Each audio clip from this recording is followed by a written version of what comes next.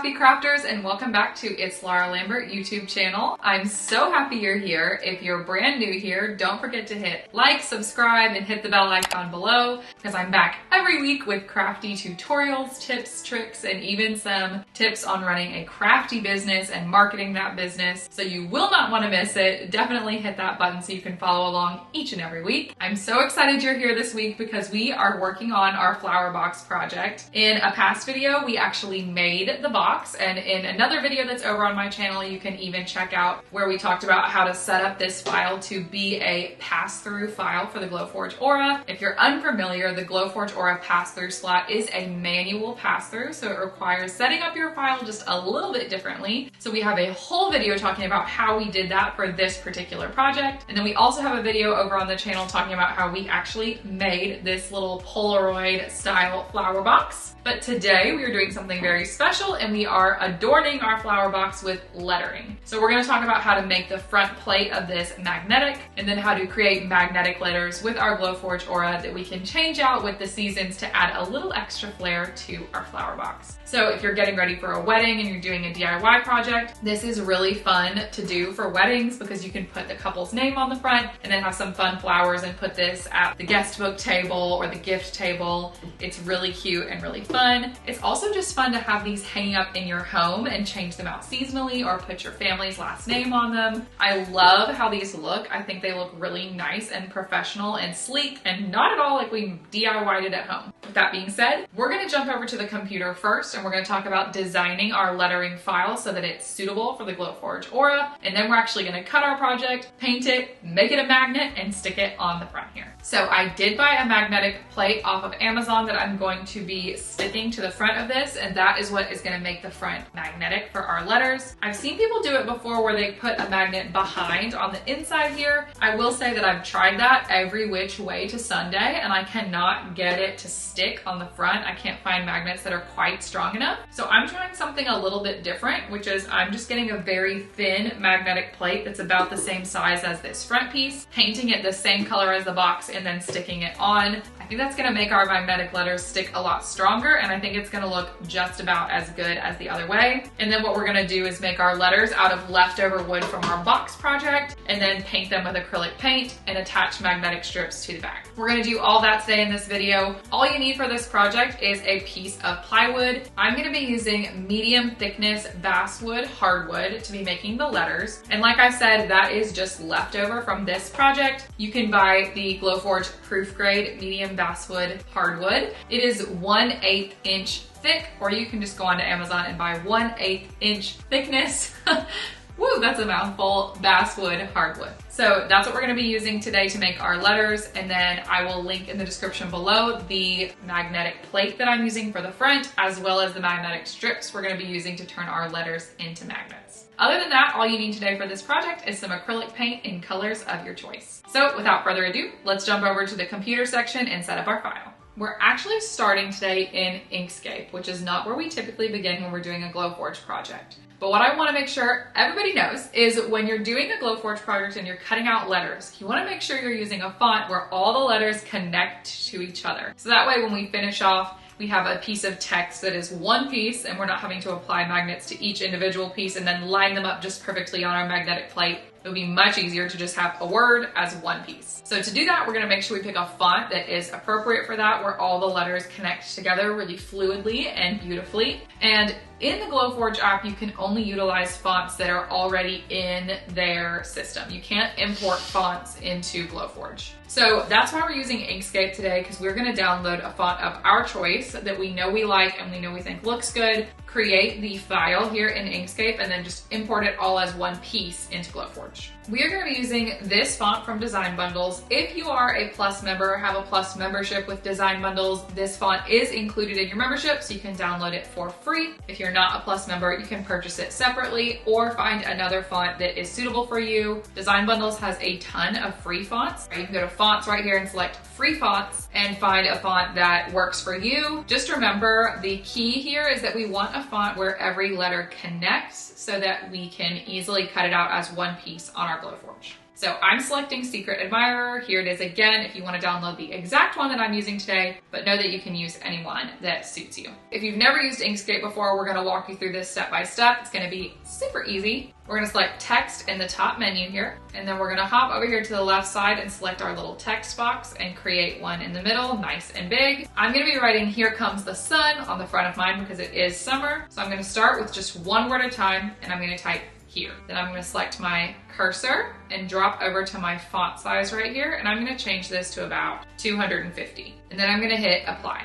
That's going to make this nice and big so we can see what we're doing here. And then over here in my font section, I'm going to start searching Secret, and she's going to come right up, and then I'm going to select apply. So that looks really nice. I actually don't need to change a thing on this. So what I'm going to do is I'm going to select Command C and Command V to copy and paste it. And then I'm going to go over to my text and font menu here and select text, highlight it and change it to comes. Select apply. Then I'm going to do that again, copying, pasting, heading over to my font tab, the apply. And one more time, Command C, Command V, over to my font tab, hit text and sun and apply. All right, so we have all of our text here. Now we just want to arrange it how we want it to look on our actual sign. That's going to come in handy in a second when we make it the right size to fit on our magnetic plate. It's just a lot easier to do that mental math if we go ahead and arrange it how we want it, and then just know how much space the entire phrase needs to take up rather than know how much space each individual word can take up. Just makes the mental math a lot easier. So I'm going to go ahead and arrange it here. I'm just using a mixture of kind of dragging and then my arrow keys to drop it into place. And I'm going to make it like really tight because I know that I'm not working with a ton of space here. And so I really want it to look nice, but also be kind of crowded so that I can maximize the size of these letters here. I'm just kind of arranging how it feels right to me. There's not really an exact science to this other than just playing around with it until you like it. So I'm really liking this. So now what we want to do is turn this into one piece. Since we have it arranged exactly how we want it, I'm going to make this into a one layer file. Rather than having a different layer for each word, I'm going to combine them into one. One thing I want to play with really quick is what it would look like if this was a little catty cornered. I actually do think I like that. I think that gives us a little more room to play with, and I think it adds a little fun to this design. So yeah, we're gonna actually keep it like that, and now we're gonna combine this into one layer. So the way you're gonna do that is highlight your whole design, and then you can come up to the very top up here where it says path, and then select union. And that's just gonna turn this into one solid piece. We can still go back and make it the right color again if we want to, but really this just turns us into one piece where it's telling us exactly how the Glowforge is going to cut this out. So I have my view set to outline, which I think is really helpful when you're creating Glowforge projects because it shows us exactly how the Glowforge is going to cut this out. Whereas if I had it set to normal, it's just a little harder to conceptualize what that's going to end up looking like. So with outline, I can see the Glowforge is going to cut right around here and cut out these little center parts. And that is exactly what I want. So we are good to export this file. So I'm going to select File, Save As. I want this to be an Inkscape SVG, and I'm just going to call it Here Comes the Sun. Save it to my download folder here.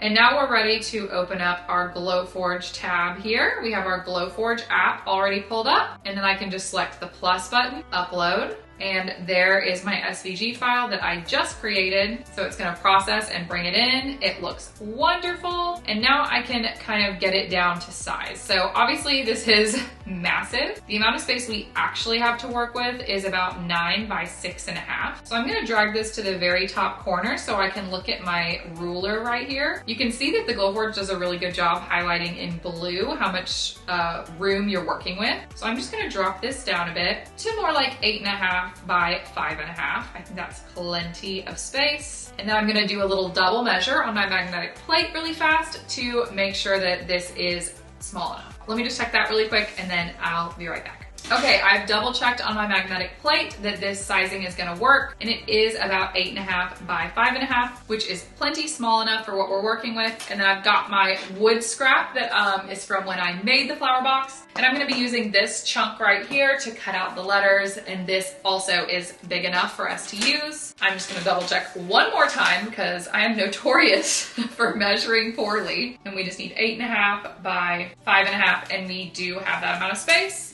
So this is good to go ahead and be loaded in our Glowforge, and then we are ready to cut this out. So I'm gonna go ahead and make sure my Glowforge is connected and ready. It's telling me that it is right here, and the air filter is also connected. So we're gonna hop off the computer, load this into our Glowforge, and get cutting. Okay, so we're over here at our Glowforge. We don't actually need to use our pass-through slot today, but what we do need to do is slide it through the pass-through slot because it's still too long to just lay on our print bed. So I'm gonna open up my pass-through slot right here and go ahead and slide my wood in to the corner of my print bed. Then I'm gonna close it and let my camera adjust. It's gonna show up on my computer screen, and then we're gonna be ready to kind of adjust the placement of our words so that they're actually sitting on top of the wood that we want to cut. Okay, so as you can see here on my screen, we have it set up how we want it. So now I'm just gonna take my design here and I'm gonna rotate it so that it fits in our empty space.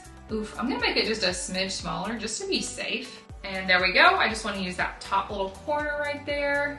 I'm going to select the medium basswood hardwood, which is exactly what I'm using today. And I'm going to make sure it knows that we are not engraving this, we are cutting it. Everything looks wonderful. I'm just going to hit print, and then we are off to the races to let the Glowforge do her thing.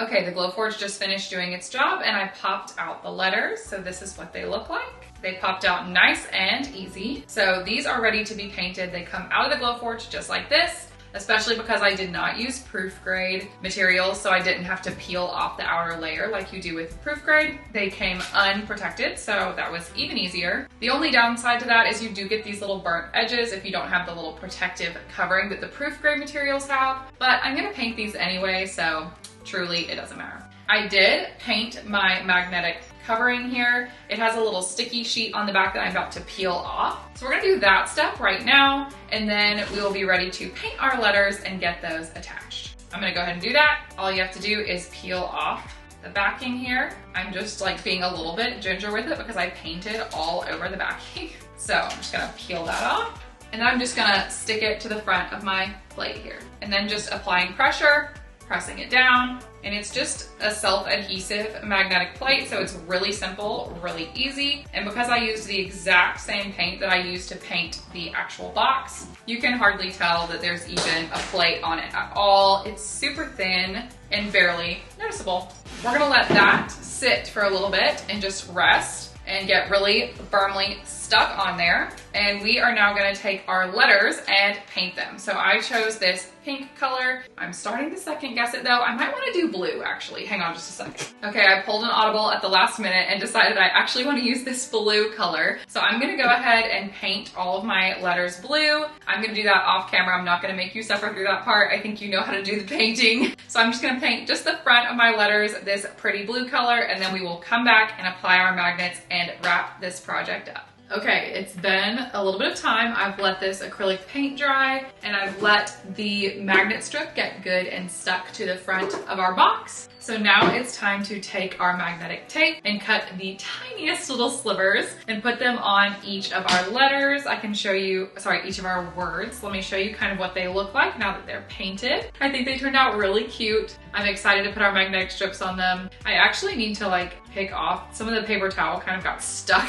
to the back of this. This is where, if yours is not bad, like mine isn't really that bad, I'm just gonna use my fingernail to get it off, but you could also take like a tiny bit of sandpaper or even a nail file and kind of smooth it down a bit. So what I'm gonna do here is I'm gonna turn over each of my words onto the back side, and then I've got my little magnetic strips here, and I've already cut down a tiny strip, you can see, and I'm gonna cut it down even tinier. So like you want these to be small and thin, and you may find that the backing actually falls off when you cut it that thin. Mine did. So go ahead and stick it where you want it. You want to find like 2 to 3 anchor points on each word where you can stick your magnetic strip. So I'm going to kind of aim for the back of the O here. I'll show you what I'm doing.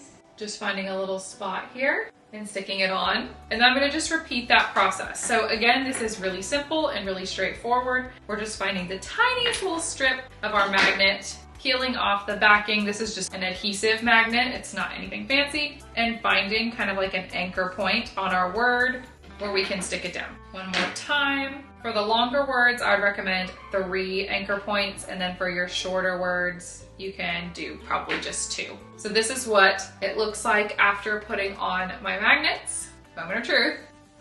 Just gonna stick right to the front there. Let's go ahead and do the rest. And because we're using such small magnet strips, we really wanna make sure that we do more than 1 anchor point, because otherwise it's really gonna have trouble sticking. It's looking cute. Last word, we're gonna do sun now. The S is hard to find a spot on. Cutting it really thin also gives us more options on where we're gonna stick the magnet, which is really nice, because if we keep it thicker, then we only have certain letters that we can stick our magnets between. Voila, and there we go. Magnetic words that I can switch out for any season or any occasion. I absolutely love how this turned out. I think the magnetic plate on the front is the move. I think it's hidden really well. You honestly can hardly see it on the finished product, but having it on the front and not nesting it in the back means that we can use smaller magnets on our words, and even weaker magnets will still stick to the finished product, and I don't have to worry about them coming off when I hang this on the wall, or if it gets bumped. The magnet would just be much weaker on the back, so it's nice to have it right there on the front. I love this project. I think it's so fun. I'm gonna put some flowers in it and show you the finished project. I hope you loved today's craft. If you missed how I built this flower box, go check out that video. I do have a full YouTube video showing you how to make this flower box. And I also have a full YouTube video showing you how I set up the file for this box to make it a true pass-through project on the Glowforge Aura. We did use the pass-through slot for this because it is bigger than 12 by 12. And using the pass-through slot on the Glowforge Aura is a beast of its own, because it is a manual pass-through slot, so your file has to be set up just right. But I have a whole YouTube video walking you through it step by step so that you can make any project a pass-through project on the Glowforge Aura with ease. So definitely go check out all of those. Make this wonderful flower box. I think this would be a really fun project to have for events like weddings, and you could put the couple's name on it, or to give as a gift to someone as a housewarming present, or even just to have one around your own house. They're really fun to change with the seasons, and you don't just have to put flowers in them. You can put, you know, cotton. I've seen people put cotton in them. I've seen people put just seasonal decor in them. For Christmas, you could put like little garland around it. It's a really fun, versatile piece, and so cool that you can DIY it and then change it out with the seasons. I cannot say it enough. I absolutely love this project. So if you love this project too, don't forget to like, subscribe, hit the bell icon. I'm back every week with crafting tutorials, tips, tricks, and even some crafty business tutorials as well. So you will definitely want to follow along with that. We don't just craft with the Glowforge over here. We also do tons of Cricut projects, and also teaching you how to make your own SVG cut files. For sure, follow along. I would also love if you check me out on social media. I am at It's Laura Lambert everywhere you have social media. Connect with me there, shoot me a DM, let me know what you're crafting and making. I love hearing from you and learning about what you're working on and what's making you passionate about your crafting right now. So definitely do that. And until next time, friends, happy crafting.